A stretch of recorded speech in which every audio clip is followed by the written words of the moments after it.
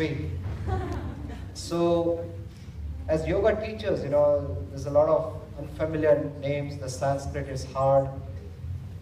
And you grow up in a different culture, but there's this deep intuitive knowledge. That's what she represents. She's a goddess of intuition, knowledge, speech, creativity, music. Many Kirtanwalas, the archetype is Saraswati. But she literally was the name of a river in ancient India thousands of years ago. So there was a boy whose father was a great scholar in ancient India, and he would teach the Vedas and he would get thousands of people. So the father was a great scholar. He felt his son should be on the same path, but the son was very slow. Between the years, he couldn't understand Sanskrit, he couldn't understand the philosophy, he couldn't speak eloquently. Father tried everything, nothing worked. But the son had a good heart. So once he went down to the river behind the house, and he meets a woman in distress. She was bleeding, hungry, clothes were in tatters. So he was very moved. And he brought her home, fed her, clothed her, took good care of her, and she was very grateful. So just before leaving, she touched the tip of his tongue. And in that instant, a miracle happened. He started to speak eloquently. He started to understand the Vedas, Sanskrit, he understand the philosophy. And he became a great speaker, a lecturer. And his father was extremely proud of him. And the woman he met was Saraswati, because he met her near the river, a river goddess.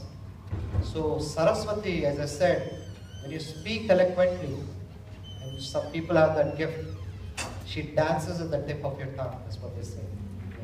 Very beautiful goddess to work with. So they say within every person's heart resides these two goddesses, Lakshmi and Saraswati.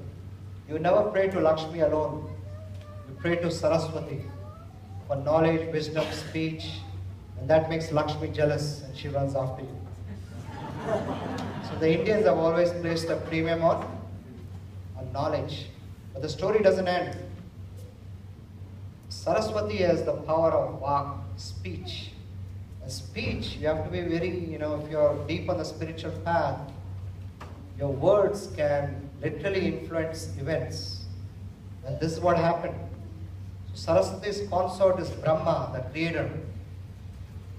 So he wanted to have a big yajna, a big fire sacrifice to cement his position as a creator of the universe.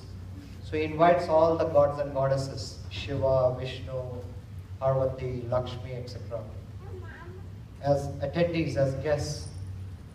And he has to do a fire sacrifice at a particular time, astrologically. Let's say it's at 2 o'clock. And the husband and the wife jointly have to do that. And Brahma's wife is Saraswati. So Brahma is sitting there, all the gods and goddesses are assembled, but no Saraswati. She's in a room applying makeup. And Brahma gets nervous. So he tells his attendant, hey, go check on my wife, see what's happening. So the attendant comes to Saraswati's room, and Saraswati is normally very, humble. She's not flashy, she wears white with makeup.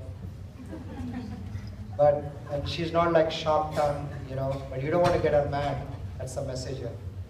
So the attendant comes to her and says, hey, please come. Saraswati says, okay, I'm coming, wait. So the attendant goes back to Brahma. Brahma says, hey, he tells Brahma, your wife's